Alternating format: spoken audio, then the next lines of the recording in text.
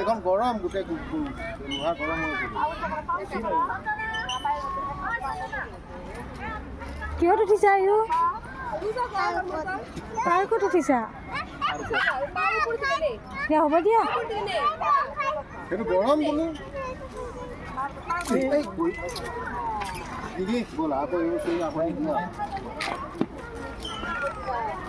মাইনা